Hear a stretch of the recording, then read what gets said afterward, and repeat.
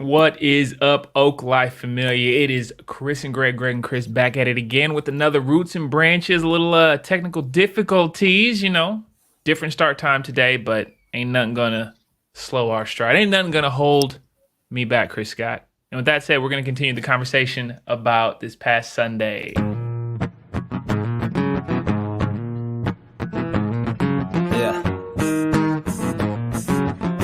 Yeah, look, I get crazy when the mic round. No sense of getting hyped now. But Yo, so hey, that was good, man. You did that. I'm proud of you. Did what? With you just make everything nice with the banner, man. Hey, so this past Sunday, Sandhya was a boss. Had so much good things to say. What's the background? How did we get such a baller to show up and share with our community? Sandhya Rani Jha is here's their info. Nice. Because it's still up from Sunday. Is kind of well known in our area. Mm-hmm. Those faith communities that are trying to discern what it means to walk the path of justice, follow Jesus in these times, and our networks just overlap. Yeah. So we've been connected to this thing called Project Peace, which up until pandemic organized like periodic service days like around the East Bay.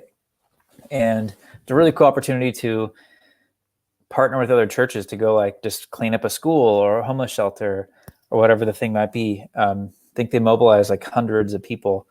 And through that organization, Sandhya has spoken. I have a few things I've been to, and I've always been like, dude, this human's amazing. It'd be fantastic to get them to come speak at Oak Life. So long story short, we have a broader network, and I've been a fan of theirs for a while. And just knew that their presence, their perspective, their wisdom, their teaching would just encourage and challenge our community really well. That's the background, and they did a great job. So if you're watching and you haven't watched Sunday, it was a cool Sunday. It was part of the reason we wanted to just talk about it today. There was a lot there. So why else did we want to talk about Sunday? Because there's some cool behind the scenes. So again, if you're checking us out for the first time or just back from a while, Roots and Branches, the whole point of this conversation is to kind of reflect the roots and the branches theme in which we do Oak Life. Either we go deeper on certain contexts or we talk about some of the outreach and some of the external relationships and stuff that we have going on. And today we're going to do a little bit of both, right? So we're kind of going deeper into the conversation, giving a little bit of the behind the scenes that happen, what a Sunday looks like and how God moves from the perspective of, Chris and myself, right? Because Sundays are very interesting to reflect some of the work that the Oak Life community does, but then some of the overlapping that happens completely outside of our control or effort or authority or whatever word you want to use. And it's super interesting because this Sunday was one of those Sundays, right? Given everything, I'll give my perspective, Chris, and then you fill in the blanks and then your perspective. But how everything kind of aligned. For example, we had our third Sunday partner. Every third Sunday, we have an organization that we choose by the third Sunday team, which is Chris and I have nothing to do with, just Oak Life volunteers being bosses, doing their thing. And they selected a extended family member, Regina Evans of Regina's Door, has been a part of Oak Life community in Oakland for like ever. Anyway, when Regina hopped on, she was sharing a lot of the work that she does with trafficking in Oakland, a very sexual related topic. And then that flowed into this conversation that Sandhya was talking about around sexuality and the helpful and harmful and even violent and fatal perspectives that come with that also tied into everything that happened recently against our AAPI community and how the undertones of purity culture and warped sexuality like just affected, and there was this complete overlap. Now the third Sunday committee picked this representative months ago. There was no way that we could have prepared our guest speaker to talk about the very, very current event that just took place, yet all of it lined up. There's a broader message that that God is trying to communicate to us, and all of these moving pieces just fit in. And yeah, it's interesting because Chris, did you do that? Did you make that happen? Yes, you're welcome. Oh man, so yeah, that's always cool to see those things fall into place. Not that all of the negativity that has transpired is cool, in no shape, way, or form is it cool. Seeing God work amidst that, in spite of that, that's the cool part. Yeah. I'd say it's one of the gifts of our job, like as facilitators. That, like the term pastor, like shepherding, like you're just with people, helping encourage, cultivate life. Like a shepherd isn't responsible to like make a sheep be a sheep, but it just kind of like is present to it. And maybe there's some problems with that analogy, but I like it because like the old school analogy of a shepherd, just a humble person that walks alongside and is with people. And so there's lots of gifts to this type of work that I'm consistently humbled by. It's like being led into people's stories, invited to like be a loving, supportive presence with challenges or obstacles. But one of the biggest things is like the vantage point of us seeing things orchestrated that are no one person's intention. Like this last Sunday was a great example, but like there's this word liturgy, means like the words of the people. It's often, you could use it synonymously with saying like worship. Like, what's your worship service? What are we doing for liturgy this Sunday? And it's heart. It means like the collective works of people for the worship of God, for like the coming together around the presence, reminder of the good news of Jesus. And this Sunday was like particularly like, oh yeah, this is the work and the words of the people. Like even having a moment to hold the grief and honor the trauma experiences of our Asian community, like wasn't something that you or I did. It was like people within our community who have been empowered and celebrated to have a particular voice, like helping write a statement that we were able to use, and even holding space after service, like, and the particularities of the reason that we had to make that connected to Regina so well, connected to the songs, connected to Sandhya Jha's, Reverend Jha's sermon, and it all just fit together. And so like, what a cool gift to like watch these things, like, especially as facilitator person, like you start to see the threads, like, oh wow, this is connecting there. And that doesn't just happen like thematically. It often happens like people wise. Like you're in a community and then you connect with somebody who connects you with somebody else. Like how did that happen? Like, there's one person in our church, I won't mention or tell their story without the permission, so I'll leave it somewhat anonymous. But like when we were starting, somebody who's been a part of our church since the beginning posted an Instagram post, that's redundant, but posted an Instagram picture about this church. Somebody who knew that person was like, oh, if that person goes there, I think I could trust that church. I was kind of over church for a while. That person worked with somebody in their office who was actively seeking spiritual community, and they started to attend on Sundays. That person is now a significant leader in our community who had not much faith background prior to that. It's like that story, that wasn't us going with some strategy to share the good news. That was just us being present and faithful as best as we can to holding space for sacred community centered on Jesus. And that's cool. And that's like those those stories are myriad. Like they are endless. It's just a matter of noticing them, capturing them. Yeah, that's good. That's good. That highlights the whole mindset of kind of getting out of God's way. Like you talk about, a shepherd is there and is present, and it's not like trying to force and cultivate the best sheep or whatever the case is to win some competition or whatnot. I like that analogy in that it's often interesting how much we as people want to do well, and by doing well, we want to take control of certain situations. little Oak Life confessional moment. There are times where I'll see Oak Life things happening, and I'm like, based on my title and responsibility, I feel like maybe I should intervene here or do this here or guide this there. And I am reminded by events like this past Sunday and the events that you just talked about with the person who talked to the person who talked to the person, that it's not about me or you. We don't have to do those things, right? Because if it was up to me, Oak Life probably wouldn't exist anymore, because I would have ran us into the ground by doing the wrong thing and being in the way. So yeah, it's really cool. Yeah, that's it's a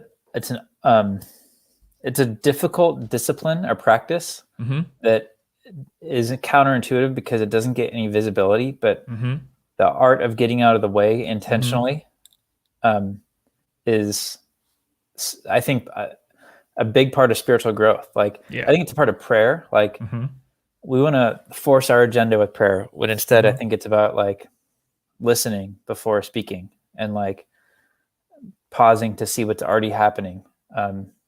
And I think the challenge is it's not. It might come across as like reckless or haphazard, or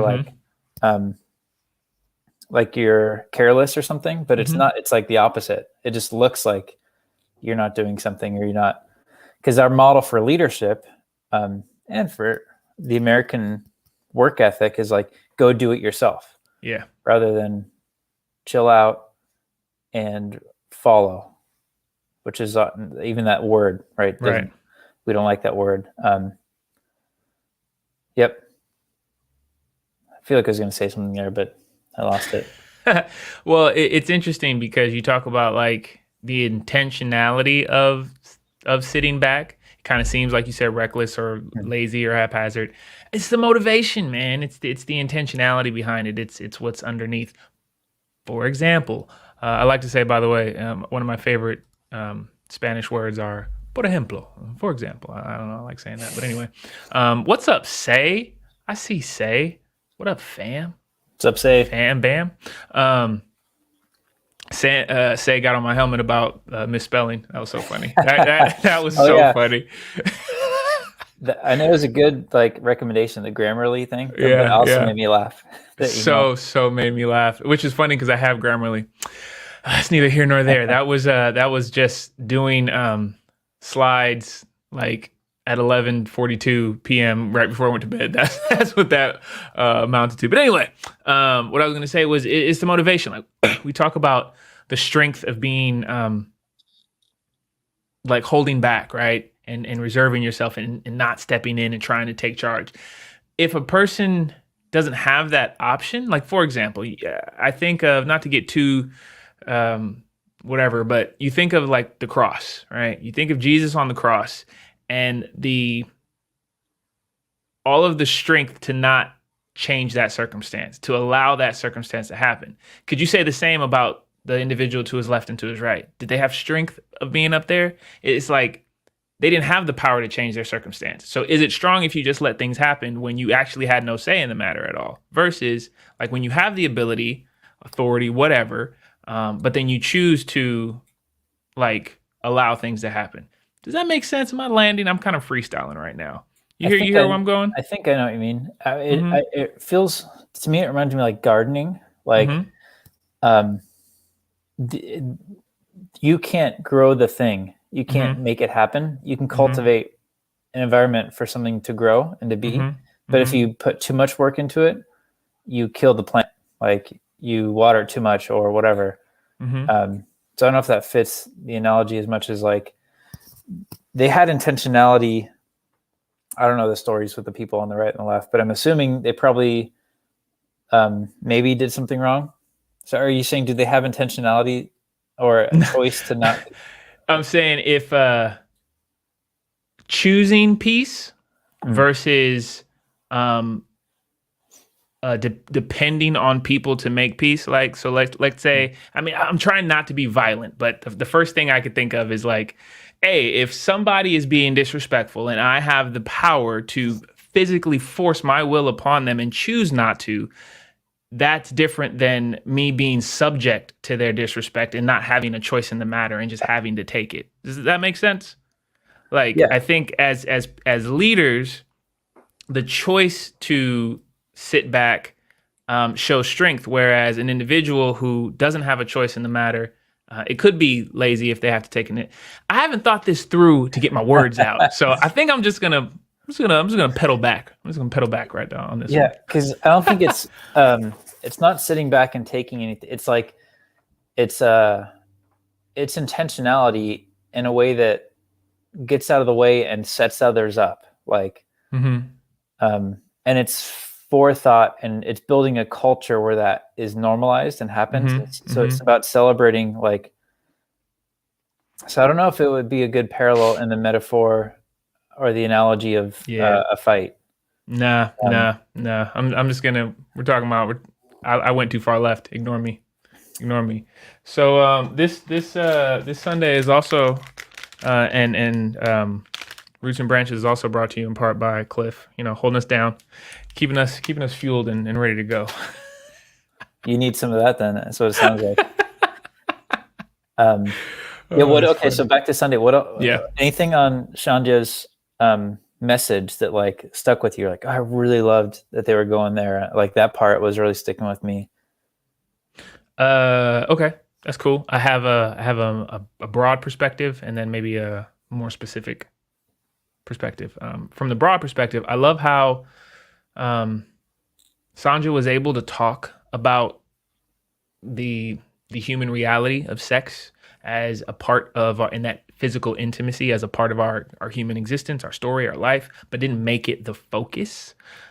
It was as if it was presented as an ingredient in this whole holistic meal that we get to take part in, rather than like over dumping the salt on the meal. I don't know where I'm going with these analogies, man. You're just gonna have to forgive me, bro. But yeah, I really like there was a lot of tact. It was subtle, but it was explicit at the same time. It was just a good, just well done. It was just well presented. The whole message, I think it was balanced, is how I saw it. Specifically, I like the there was a traditional sense to the opening song prayer, like right before speaking, Sandhya started singing, like sang the prayer, and I was like, oh, what? That's a thing. People do that. That was fire. I really like that. There was an authenticness and sincerity, and it was just really good. It was really good. I very, very much enjoyed it. What about you? Yeah, I liked it all. I mean, I liked the subtlety and some of the more poetic nature of like their like crafting of the narrative, what they were communicating. It wasn't like point one proposition, here's the thing. It was like an exploration that felt just well crafted and different. And so some of the points were more implicit in, like, where they're going, what this connects to. And I think that speaking style allows the audience, it gives the audience credit for their own intelligence and opens it up to broader connection. Like, whether you felt this thing or you heard it this way, like there's a bigger spectrum of connection. I've heard it said that metaphor is responsible for everything it says and doesn't say. Like, meaning there's just like, even the things it didn't say, there's still like meaning there. Like it didn't, because it's more of, so there was a little bit of that vibe to it. But I'm a fan of Sandhya's. I also really loved Regina's work. And if anyone didn't catch it, it's like, there's a lot of human trafficking going on in Oakland. Regina has been working in that community for a long time. Like, we'll go out and like has rescued girls, rescued young people, has sheltered them in their space, has been targeted by people who are trying to stop her. Like, is just a baller of a human. And what they're doing is, like, given the pandemic, actually trafficking has gone up. And some of this, there's like neighborhoods where it happens more frequently. And so they've been going to those neighborhoods and just doing these amazing art projects and doing these, like, it's almost like a festival where they have musicians play and they create memorials and they like have dance and all sorts of and tons of people showing up, just driving by and celebrating. And like their point is we're just showing love. We're coming to this community to express nothing but love. And it's so unique and so beautiful and like just amazing. Like what an amazing human who creates things that didn't exist before and does it in response to a prompting from the Spirit, like a dream, like, and that's amazing. And like I've heard and seen the stories like from Regina, they're so profound. Like Regina's spoken at the UN, like some of the work she was doing got an invite to go fly her and a bunch of her youth that she's working with at the time to New York City to speak at the UN. Regina did a play, I think it was called 52 Letters. Like, and it was she wrote, directed, choreographed, danced, like what do you call it when the attire, wardrobe, like all, and a few people at Oak Life have seen it. But wow, what a remarkable human being. And like Regina has, when I first met Regina, this is getting into some like backstory and just off. We can talk about whatever we want, but you know, I'm a younger white dude helping plant the church in Oakland. And there's a good amount of those people who come with a kind of colonial mindset, not saying I didn't have any of that, probably did and do. But Regina, like, I don't know, there's a level of authenticity and love of all people when there could be reason to have heightened apprehension or caution around people. But yeah, she's just been a teacher of mine. Like we share our offices or kitty corner, or for a while they were. So I'd see her all the time. Yeah.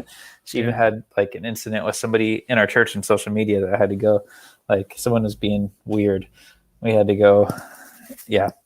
All that's to be said is Regina's awesome. And this reminds me kind of a prophet in biblical times. Like she mentioned that she's staying at our store, right? Like this is not somebody who has profited and has like the American dream of stability in many ways, but like lives following God, and God shows up and does God stuff regularly. Uses art and creativity to like bring light and beauty and truth to the world. So I really liked her sharing. If you didn't get a chance to see, you should go back and watch. That's the first section where she talks about her work, and it was cool. And that came on the back end of us doing kind of a moment of statement and solidarity with the API community, and it all fit together, which is kind of what we've been talking about. Yeah. It's good stuff. Backstories. I love. We talked a couple of times on like the importance, at least from my perspective, the importance on like origin stories, kind of that background insight. It's good to hear, because it makes the story all the more impactful. Like you hear Regina's story, but then you hear some of that background and all the stuff that she's been through and all of the inspiration to choose and step into this life. It just makes it all the more rich. Yeah, she's dope. She's a dope human. I don't even remember how we met her. You knew her by the time I met her. She was already calling you Pete Crizzle. I wasn't there for that. Like, I think Matt did. It might have been Matt. I think we have multiple lanes that like people at Oak Life that knew her. I think we share the office that you're in. The Freedom Stories does anti-trafficking work, mostly in Asia, but maybe there's some overlap between Regina and Rachel at some point. Probably.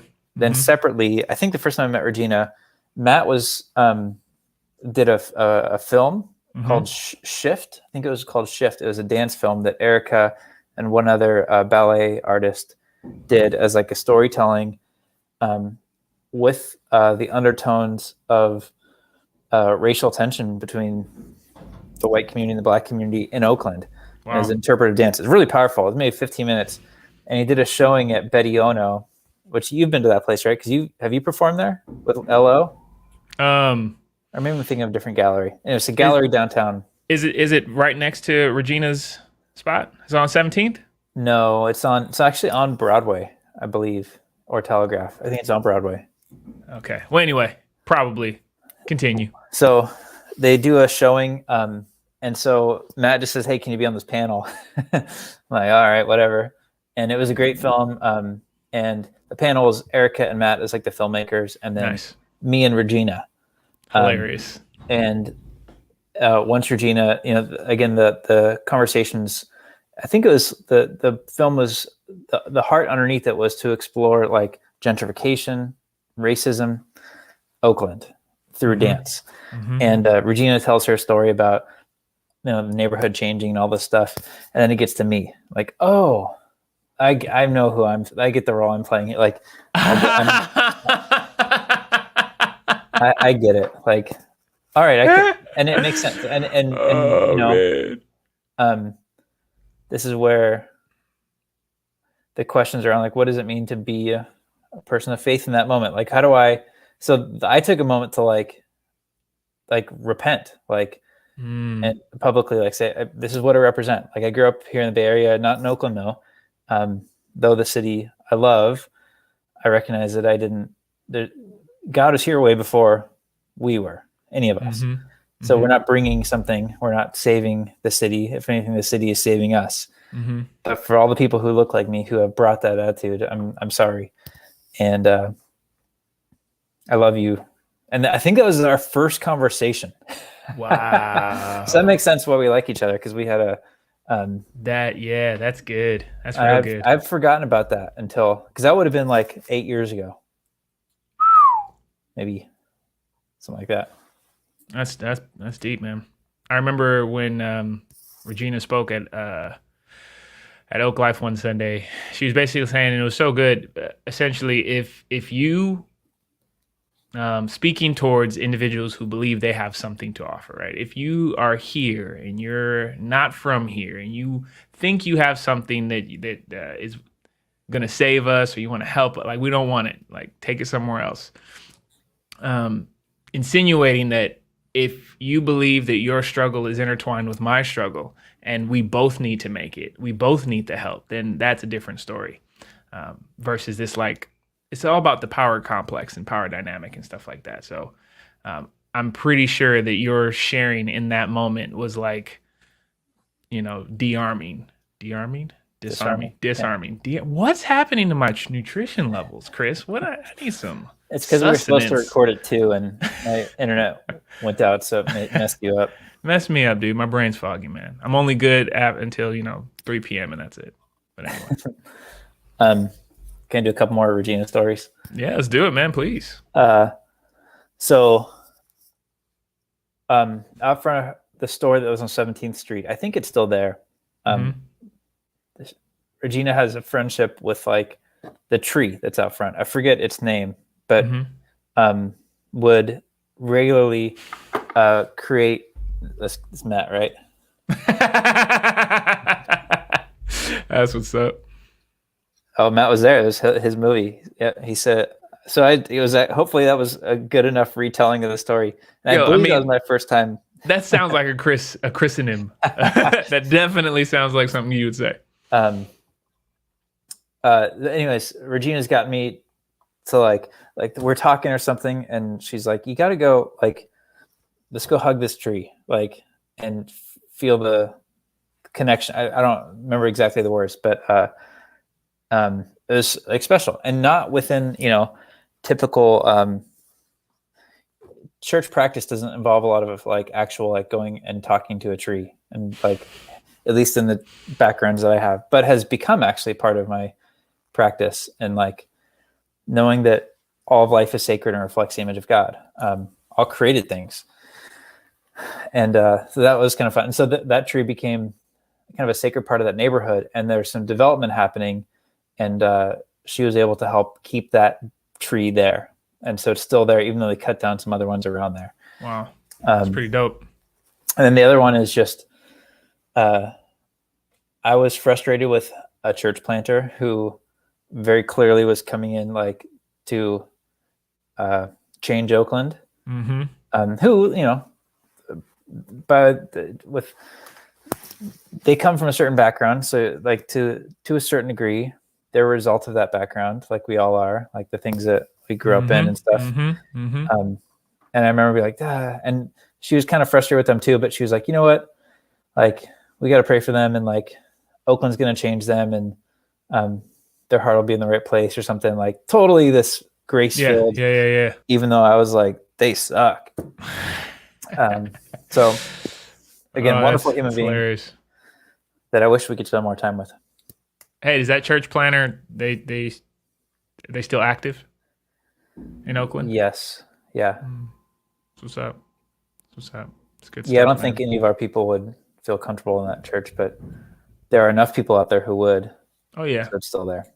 Oh yeah, for sure. That totally makes sense. Oh man, church beef. It's a thing. It's a thing, man. I heard that. You know what? I'm going down so many tangents. I think we should just wrap up, bro. I want to hear that one.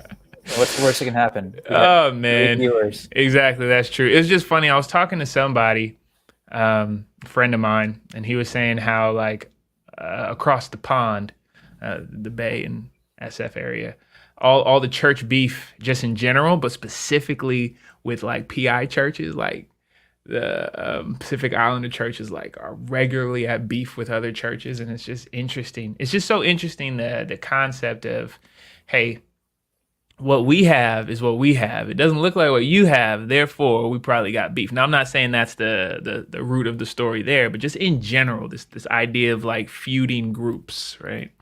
It just cracks me up, man. There's a lot there. Exactly. That's why I was like, I don't want it. Church like, beef. Church beef in general, and then church beef, right? Yep. It's like, oh, that's like an oxymoron. Like what?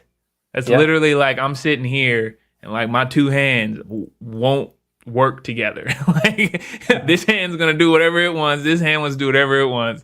Like, well, what am I left with, right? But it's also so not. It's also like that's for whatever reason, God uses those people. Mm-hmm. Like it's our division is real, and it's like Jesus prayed for us to be one, like some of the last things he said, but like we clearly haven't learned that lesson or lived into that answered prayer. Right. No, for sure. Somehow, I'm not saying it's justified, but somehow God still uses that. Like I just told the story the other day, and we should cut it, but church, I've maybe shared this before, but the Church of the Holy Sepulchre, it's a church in Jerusalem. So it's like a metal band, huh?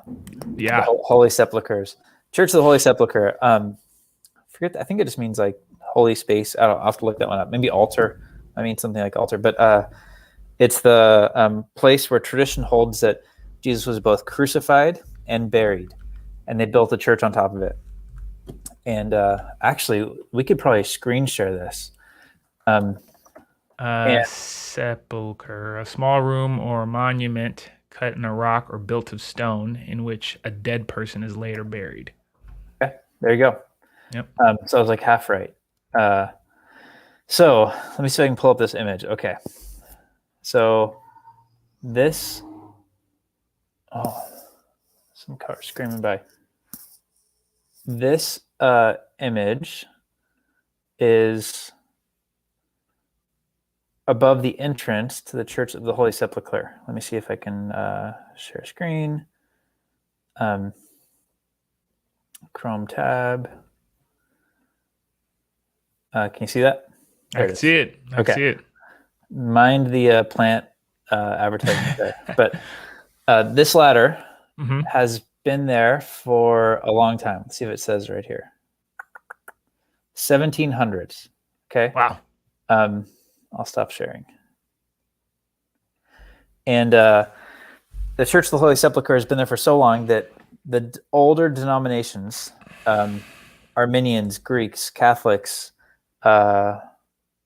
some other, maybe it's Coptic, Russian Orthodox, some of the older denominations, like us Protestants are like new to the scene. Like we barely exist. In terms of church history. They all like share that worship space, and they stagger worship service inside. So there's all these different altars. It's amazing. And that ladder, like the starting point is in a corner or a section belonging to one denomination, and where the ladder goes to at the top is in a different one. And at some point there was an argument like, hey, we're all cleaning the outside. That ladder is on your guys' territory. And they're like, no, it's not ours, it's on yours. And so they fought about whose responsibility it was to take that ladder down. And nobody has resolved the argument for hundreds of years. It's like the beef between denominations. This is supposed to be the holiest site in all of Christianity. Jesus in tradition would hold, and it's probably the closest to where we think it would have been out of all the things. There's a Protestant site that's total garbage that most of us like it.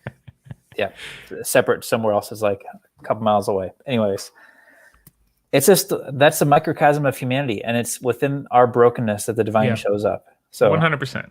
It's a long, stupid story. I'm sorry. Dude. We should just cut this. Never again are we going after. Man, I think at 4 I get a second win though. You know what I mean? I'm feeling a little better in my sales, so it should either be 2 or 4. 2 or 4. This 3:30 stuff, man, threw me off, bro. Threw me off. Yeah, we barely talked about Sunday. I feel like 2/3 of it was other stuff. Sunday was awesome. Go back and watch Sunday. Definitely check out Regina. Check out Sandhya is going to be speaking a part of like other like sister church LOPs, a sister church of ours, and they're going to be doing something, I believe, for like Good Friday or Palm Sunday. So yeah, it's good. Church family is good. Church beef, you should just go vegan. Let's go vegan. All right, that's it. That's all I got. Anything else, Chris, you want to say? You want to close out with? Thank you for the love, Say. You like my story. Say, you're a real one. I appreciate you, Say. You are a real one. I'm check out that Grammarly. Shout out to Grammarly, also sponsoring this video. I got an LO shirt. Can I say Lyrical Ops? Yo, Lyrical Ops in the building. Throwback. It's funny. I had a wave of nostalgia hit me, and I went back and listened to my old crew and the songs. Man, those are good times. Your boy had bars. That's some bars, man. I was telling you. Yeah, you retired too early. Yeah, I did, man. There's a song that me and Johnny put together. Fire. Oh my gosh, it was so good. But anyway, that's neither here nor there. Right when we got our biggest amount of viewers. I know. So, thanks for joining us, everybody. Oh man, we love you. Continue to live, love, fight, and follow as Jesus did and does. And so long as the internet works, we will be back. I just referred Lyrical Ops to Disney. What's the story there? I think I went to Cal with an LO person. Oh, I wonder who. I only know one person that went to Cal. It was Drela. They're making a Oh, that's fire. That's cool. What? Should we say a blessing? God, make this happen. Yo, do it. Shoulda, coulda, woulda, bought a Honda. I'm done with you, man. I'm done with you. Man, I feel like we're just yep. That was it. I was gonna try and protect the government name, but it's okay. Who's our? Sorry.